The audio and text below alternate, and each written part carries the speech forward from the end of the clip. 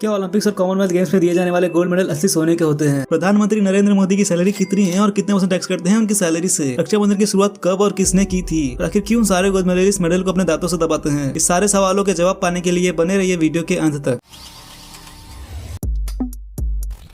Jail में कैदियों के कपड़े सफेद रंग के क्यों होते हैं? दरअसल दोस्तों, इसके 3 प्रमुख कारण होते हैं। पहला कारण ये है कि इस रंग के कपड़े को शर्म का प्रतीक माना जाता है, और दूसरा कारण है पहचान करना, क्योंकि अगर कोई कैदी जेल से बाहर भाग जाए तो उसे लोग आसानी से पहचान लेंगे और पुलिस को सूचित कर देंगे। तीसरा और आखिरी कारण है गर्मी। जैसे कि हम जानते हैं कि भारत में ज्यादातर मौसम में हमेशा गर्मी होती है और सफेद रंग सूर्य की किरणों को परिवर्तित कर देता है, जिससे गर्मी बहुत कम लगती है। इसलिए जेल में कैदियों को सफेद रंग के कपड़े पहनाए जाते हैं।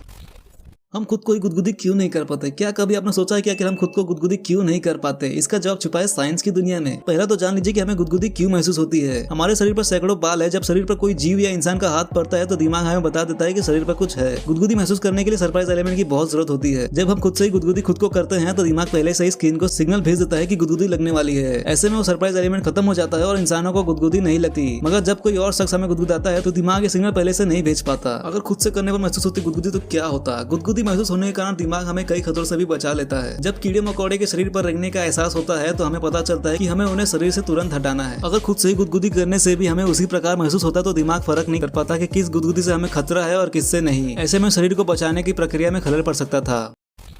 भारत के ये 4 कानून जो आप सबको पता होना चाहिए। पहला, किसी भी व्यक्ति को हथकड़ी में तब तक नहीं रखा जा सकता जब तक अदालत द्वारा पुलिस को इस बात की लिखित अधिकार ना दिया गया हो। दूसरा, भारत में अगर ट्रैफिक नियमों का उल्लंघन करने की वजह से दिन में एक बार जुर्माना लग गया है तो आप पर पुलिस अधिकारी पूरे दिन जुर्माना नहीं लगा सकते। तीसरा, कानून के अनुसार किसी भी व्यक्ति को किसी भी होटल में फ्री में पानी मांगने का अधिकार है और आप ग्राहक ना होने पर भी किसी भी होटल में टॉयलेट का फ्री में उपयोग कर सकते हैं। चौथा, पुलिस अधिकारी हमेशा ड्यूटी पर रहते हैं। अगर उन्हें कोई भी शिकायत मिलती है या उन्हें अपने आसपास कोई अपराध होता हुआ दिखाई देता है तो वह ये नहीं कह सकते कि मैं ड्यूटी पर नहीं हूँ। वर्दी में ना होने पर भी यह नियम लागू होता है।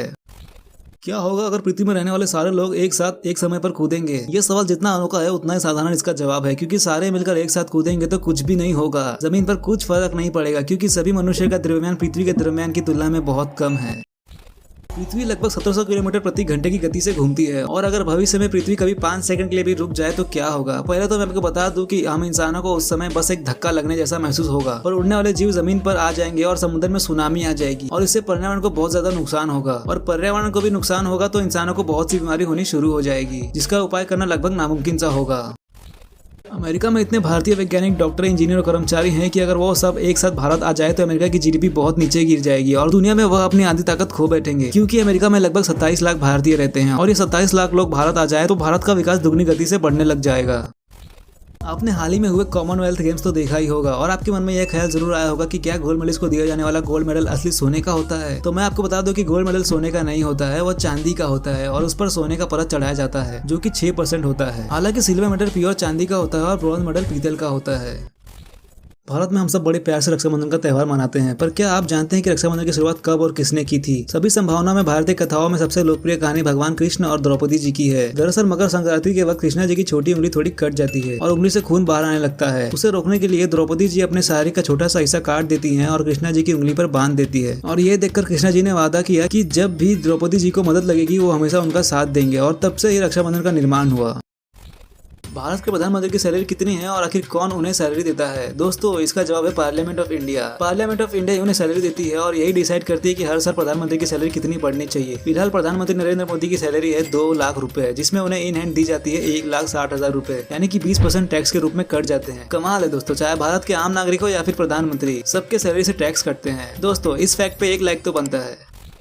दोस्तों, आपने कभी न कभी ये जरूर देखा होगा कि गोल्ड मेडलिस्ट फोटो खिंचवाते वक्त मेडल को अपने दांतों से दबाते हैं। तो चलिए मैं बताता हूँ इसके पीछे का राज। दरअसल इसकी शुरुआत साल 1904 से हुई थी, क्योंकि उस वक्त गोल्ड मेडल असली सोने का होता था और सारे विजेता ये चेक करने के लिए मेडल को दांतों से दबाते थे कि सोना असली है या नहीं। यह प्रथा 1904 से 1912 ओलंपिक्स तक चली, क्योंकि इसके बाद दिए जाने वाला गोल्ड मेडल में सिर्फ सोने का परत चढ़ाया जाने लगा था, और साल 1912 से सारे गोल्ड मेडलिस्ट विजेता मेडल को फोटो खिंचवाते वक्त पोज देने के लिए अपने दांतों से दबाते हैं। ये सारे फैक्ट आपको कैसे लगे हमें कमेंट बॉक्स में जरूर बताइएगा, और ऐसे ही इंटरेस्टिंग और अमेजिंग फैक्ट के लिए सब्सक्राइब कीजिए हमारे चैनल फैक्टफुली को।